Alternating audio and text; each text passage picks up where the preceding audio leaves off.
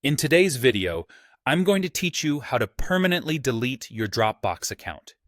If you've decided it's time to part ways with Dropbox and explore other storage options, or just reduce your digital footprint, you'll find this guide both helpful and straightforward. To begin, the first step in the process is to log into your Dropbox account.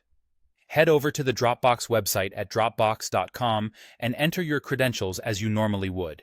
Once you're logged in, you're halfway there. Next, you'll need to navigate to your account settings. Look to the bottom left of your screen where you'll find your avatar, which could be your profile picture or your initials. In some layouts, it might be located in the top right corner.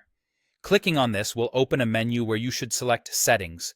Here, you'll find all the tools necessary to manage your account. Once in the settings, make sure you are on the General tab. This is important because this is where you'll find the option to delete your account.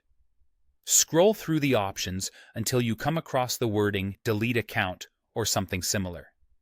This is what you need to click to proceed with removing your account permanently. Now, before you can delete your account, there might be a small hurdle if you're currently on a paid plan, like the Plus or Professional plan. Dropbox needs you to cancel any active subscriptions associated with your account first. This step ensures there's no pending billing which might prevent the deletion process. After handling any subscription issues, you're ready to confirm your decision to delete the account.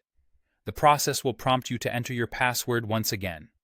This is a security measure to make sure no one but you can delete your account. You will also be given an option to provide a reason for leaving. While it's completely optional, this feedback can help Dropbox improve their services, but feel free to skip it if you prefer. Finally, you'll see the option to click Permanently Delete.